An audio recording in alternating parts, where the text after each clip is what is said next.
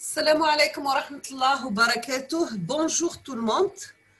Donc قبل نبداو نقولوا الصلاة والسلام عليك يا رسول الله. Je vais présenter aujourd'hui avec vous toujours avec les séries d'exercices pour la révision du concours de doctorat, traitement de signal. Donc هذا كان série TD pour licence 3 télécommunication. On va commencer par l'exercice numéro 1. Nous avons un amplificateur présente un défaut appelé distorsion quadratique qui se traduit par la relation entrée-sortie suivante. Donc, j'ai l'entrée E de T qui passe à travers un amplificateur et je vais récupérer à la sortie un signal S de T. Donc, la formule du signal de sortie S de T égale à 2 fois E de T plus 0,3 E à la puissance carrée de T. Donc, nous avons E de T, c'est amplification parfaite. E au carré de T, c'est la distorsion quadratique. La première question, est-il un système linéaire? C'est linéaire, لكن ماهوش linéaire, bien sûr, il faut justifier votre réponse. Après, on passe à la question numéro 2. On applique à l'entrée de l'amplificateur un signal E de T égale à 2 cosinus oméga 1 de T avec une fréquence F1 égale à 10 kHz. Établir l'expression du signal de sortie S de T et après, on vous demande de tracer le spectre et donner votre conclusion. D'accord? Est-il un système linéaire? Justifiez votre réponse. On applique à l'entrée de l'amplificateur un signal E de T. Donc, l'entrée sous forme de 2 cosinus oméga T, la fréquence F1, sachant que oméga est 2 pi F1, égale à 10 kHz. Établir l'expression d'un signal S sortie S de T. Donc, تروحوا S de T, تكتبوا 2 par 2 cosinus oméga T, donc tous les 4 cosinus oméga T, plus 0,3 par E carré, donc tous les 4 cosinus carré oméga de T. Donc, tous les 4 fois 0,3 cosinus carré oméga T, d'accord? Et on vous demande de donner le spectre ou la conclusion. Sachant que les calculs, on vous donne les relations trigonométriques suivantes. Donc, nous avons cosinus carré de A égale à 0,5 plus 0,5 cosinus de 1. Et nous avons le produit de deux fonctions cosinus, cosinus A par cosinus B égale à 0,5 cosinus A plus B plus 0,5 cosinus A moins B, ou là qui m'a dit cosinus A plus B plus cosinus A moins B, le tout divisé par 2. Troisième question, on applique maintenant à l'entrée une somme de deux signaux sinusoïdaux. Nous avons E de T égale à 2 cosinus oméga 1T plus 2 cosinus oméga 2 de T avec une fréquence F1 qui est égale à 10 kHz et F2 égale à 11 kHz. Établir l'expression de S de T et tracer son spectre.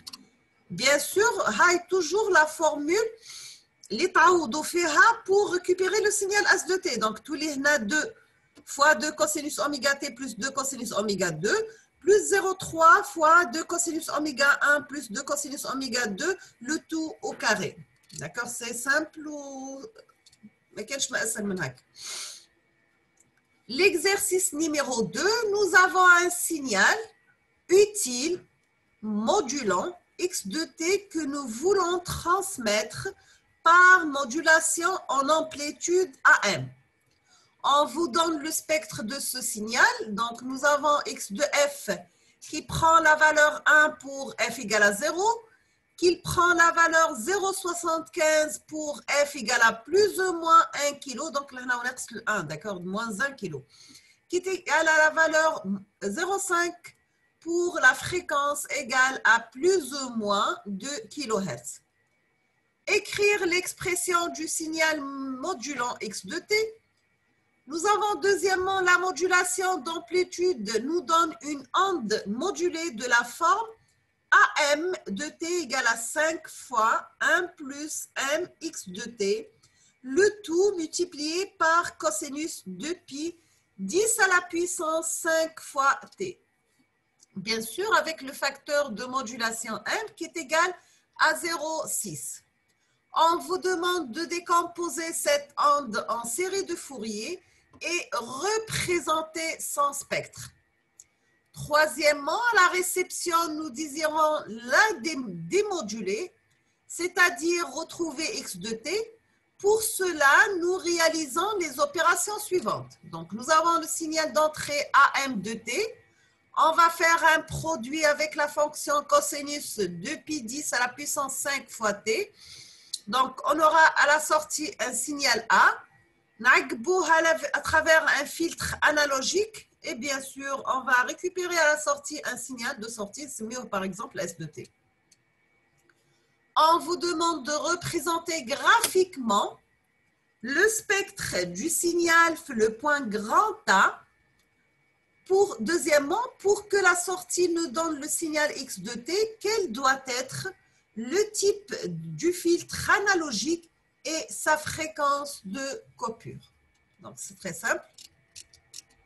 Sachant toujours, comme toujours, je vais les exercices. Après, je vais mettre la solution. L'exercice numéro 3. On considère un circuit RC dont la réponse impulsionnelle est définie par, donc nous avons H de t qui est égal à 1 sur RC, exponentielle moins t sur RC. Représenter la réponse à H de t, d'accord? Deuxièmement, déterminer sa réponse indicielle. Donc, c'est quoi la réponse indicielle? C'est la réponse à un échelon, un signal échelon de Heaviside. Bien sûr, pour t supérieur à 0, il prend la valeur 1, ou 0 pour t inférieur à 0 et représenter ce signal. En déduire la réponse à un signal porte défini par x de t égale à recte de grand T, la période T, centrée sur le point T sur 2. Donc, T moins T sur 2. Bien sûr, on va prendre que T très supérieur devant RC. Donc, RC, elle est négligeable devant la période. Quatrième question, même chose, mais cette fois-ci pour un signal rampe défini par x de t égale à t entre 0 et 1. Nous avons aussi que x de t égale à 0 ailleurs. Donc, on passe l'exercice numéro 4. Nous avons le calcul de la moyenne mobile ou glissante d'un signal sur une durée grand T consiste à calculer à chaque instant T l'intégrale d'un signal de T moins grand T jusqu'à T. Montrer que ce calcul est une convolution avec la fonction rectangulaire centrée sur T sur 2 définie par h de t qui est égal à 1 sur grand T recte la période grand T de T moins T sur 2. Deuxièmement, estimer sans calcul le résultat de la convolution de ce signal avec le signal défini par h de t qui est égal à recte de 2t pour centrer le point T. D'accord?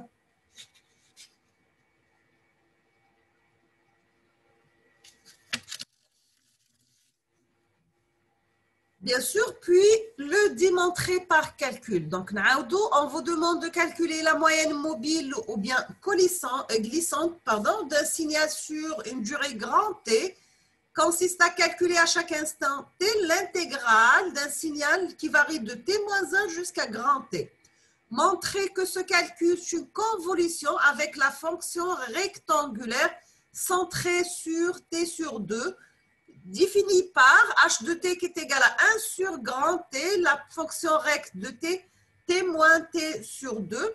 Deuxièmement, estimer sans calcul le résultat de la convolution de ce signal avec le signal défini par h de t qui est égal à recte de période de t, mais cette fois-ci, il est centré sur le point t égale à grand T, puis le démontrer par calcul.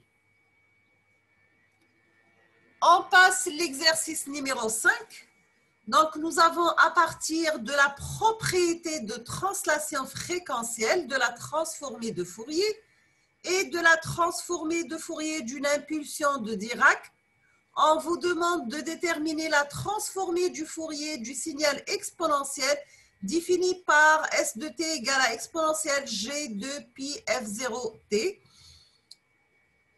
Deuxièmement, en déduire la transformée de Fourier du signal sinusoïdal de fréquence F0 définie par S de t est égal à cosinus de pi F0t.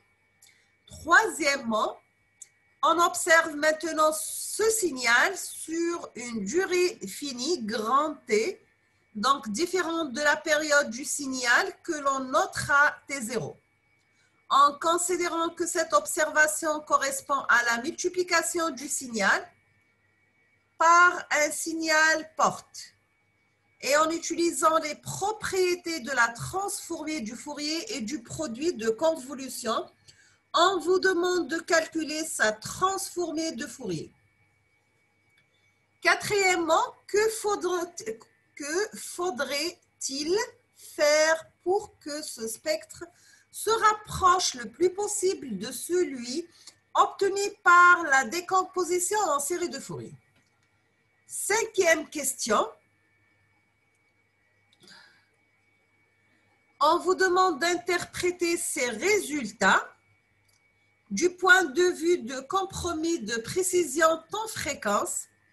Sixièmement, calculer la transformée du Fourier d'une fonction gaussienne centrée sur 0, la représenter et montrer qu'elle constituait une meilleure fonction de fenêtrage que la fonction porte.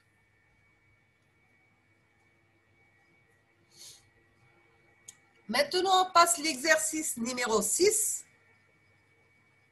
Donc, nous avons que l'objectif de cet exercice est de mettre en évidence l'intérêt qu'il peut y avoir à échantillonner un signal.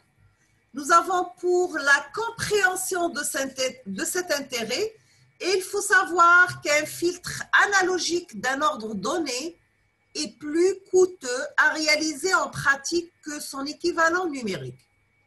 Donc, soit un signal S de t dans le spectre est le suivant. Donc, quand la forme هذه محصورة بين moins F max et plus F max. On considère que l'information utile à l'application se situe dans la bande 0 FU avec la fréquence FU égale la fréquence maximale divisée par 4. Donc, nous avons par exemple la bande utile d'un signal audio se situer entre 20 Hz et 20 kHz environ. Bien sûr, en téléphonie, on limite cette bande à 8 kHz, donc soit un peu plus d'un tiers. On souhaite échantillonner ce signal avant de le transmettre. Nous avons aussi, avant l'échantillonnage proprement dit, il faut d'abord filtrer le signal avec un filtre anti-repliement. Donner la réponse en fréquence HA de F. A, c'est pour l'analogique, du filtre idéal permettant de réaliser cette opération. Deuxièmement, une fois filtré, nous avons le signal et échantillonné. On choisit une fréquence d'échantillonnage FE, la plus faible possible, mais respectant la condition de Shannon. Bien sûr, rappelez cette condition et précisez cette fréquence.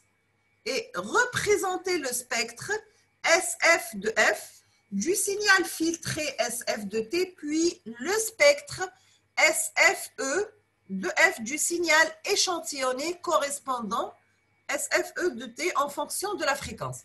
Puis enfin le spectre SV avec V, c'est la fréquence F sur FE.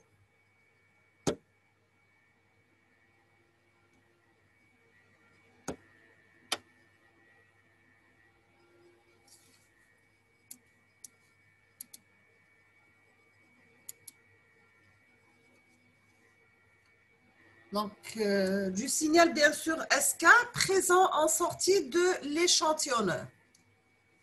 Troisième question.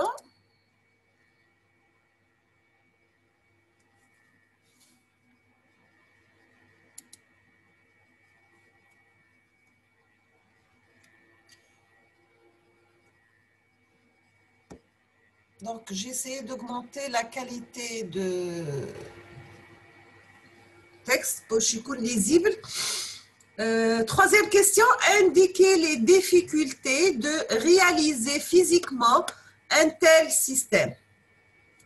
Quatrième question, pour faciliter la réalisation de ce système, on décide d'utiliser un filtre d'ordre moins important que le précéd'ent et montrer que cette contrainte impose d'échantillonner le signal à une fréquence FE supérieure, supérieure à FE. Donc, nous avons ici le problème de suréchantillonnage. Cinquièmement, on choisit une fréquence F' de E égale à 2 fois la fréquence d'échantillonnage. Représenter le spectre S' de V du signal S' de K en sortie de l'échantillonneur travaillant à F' de E et agissant sur S de T. Sixièmement, déterminer la bande de transition idéale maximale du filtre anti-repliement à réaliser et représenter sa réponse en fréquence grand H A de F. Nous avons que le nouveau spectre S' de F du signal filtré S' de T, ainsi que les spectres S' FE de F et S' V de V du signal S' de K, bien sûr en sortie de l'échantillonneur précédé du filtre anti-repliement. On vous demande de préciser l'intérêt de ce filtre par rapport au précédent. Septième question, une fois échantillonné, nous avons le signal discret doit être réduit en cadence du même facteur que le facteur grand N de suréchantillonnage pour atteindre le débit d'échantillon initialement souhaité. Donc, représenter le spectre SF de F du signal obtenu après réduction de cadence. Quel traitement préalable doit être appliqué au signal S' de K pour éviter le recouvrement du spectre? Représenter la réponse en fréquence. Donc, représenter la réponse en fréquence Hn de V du filtre numérique à utiliser. Huitième question, représenter la chaîne complète de conversion analogique numérique réalisée sous forme de schéma bloc. Et neuvièmement, aurait-on pu se passer du filtre anti-repliement analogique? Maintenant, on passe à notre exercice. C'est l'exercice numéro 7. On souhaite réaliser la transformée de Fourier d'un signal sur un ordinateur. Nous avons que ce signal est un signal sinusoïdal de fréquence f égale à 1 Hz, défini par S de t égale à cosinus oméga t. On vous demande la première question, c'est rappeler sans démonstration, son spectre complexe, c'est-à-dire le module ou l'amplitude et la phase. Nous avons maintenant, on va voir la partie truncature. Pour pouvoir étudier physiquement ce signal, on est obligé de le limiter dans le temps. On réalise ici une truncature simple équivalent à une multiplication par un signal porte. On choisit une truncature sur une durée de 4 secondes. La première question, c'est donner l'expression du spectre du signal trunqué. B, représenté en utilisant directement les résultats de cours, le module d'amplitude de ce signal ainsi trunqué. Donc, on va dire l'échantillonnage. Donc, troisièmement, on choisit échantillonner ce signal à la fréquence FE qui est égal à 4 Hz. Premièrement, vérifier si cette fréquence est correcte en justifiant la réponse. B, donner les valeurs des n échantillons obtenus. C, donner l'expression du signal non tronqué échantillonné. D, représenter son spectre sur un intervalle allant de -FE jusqu'à 2 fois la fréquence d'échantillonnage. Et la dernière question, on vous demande de donner l'expression de la transformée de Fourier à un temps discret de ce signal. Mais cette fois-ci, la démonstration n'est pas demandée. Sachant, donc, on dirait que, Inch'Allah, la correction تاعهم donc نكمل في une autre vidéo la suite à la série هذه Inch'Allah ومن وراها ندير la correction تاعها juste وراهم Inch'Allah. Donc, nous avons pour la transformée de Fourier discrète, on rappelle que la transformée de Fourier discrète consiste en un échantillonnage fréquentiel dans le but de réaliser la transformée de Fourier à l'aide d'un système numérique, donc un ordinateur ou bien autre, du spectre du signal lui-même échantillonné dans le temps. Sachant que le nombre grand N d'échantillons, on parle de points ici, du spectre est le même que le nombre d'échantillons du signal. Donc, il varie entre 0 et FE, soit pour un pas d'échantillonnage de FE divisé par grand N. Quatrièmement, donner les valeurs des points de la transformée de Fourier discrète du signal, les comparer avec celles que l'on aurait obtenues avec un signal de durée infinie. Cinquième question, c'est les mêmes questions que la précédente, même paramètre de troncature et d'échantillonnage, mais avec un signal cette fois-ci de fréquence 1,2 Hz. On passe l'exercice numéro 8. Nous avons un signal numérique caractérisé par le diagramme pôle et zéro. Donc, nous avons une partie réelle et une partie imaginaire. Donc, ici, j'ai 2 zéros et 2 pôles. Donc, 0, la valeur terre, c'est -1,5, ou les pôles, c'est plus ou moins 1,5. On vous demande de déterminer la fonction de transfert du système à une constante près à partir du diagramme pôle 0. Donc, déduire l'équation aux différences décrivant le système, se dessiner la structure du filtre correspondant.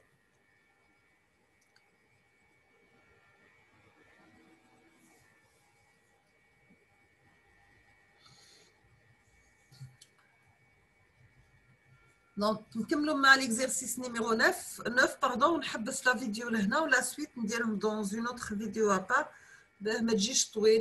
sachant que, comme je vous l'ai dit, Inch'Allah, on la correction juste après.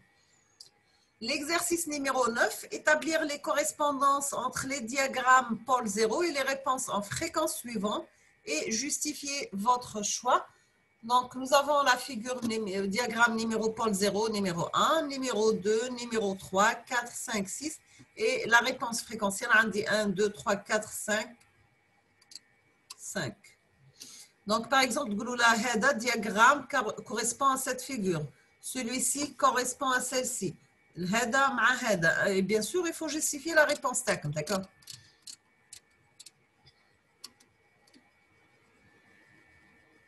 Donc, je vais m'arrêter ici. On va l'exercice numéro 10, Inch'Allah, la prochaine vidéo. Donc, je vous remercie pour votre attention. N'hésitez pas si vous avez des questions ou bien si vous voulez m'envoyer des documents ou là, des exercices ou là, des sujets d'examen pour une éventuelle correction. Je vous souhaite bon courage, bonne chance, beaucoup de succès. Et à la prochaine vidéo, Inch'Allah. Wa astawdi'ukum Allah alladhi la tadi'u wadai'uhu. Shukran.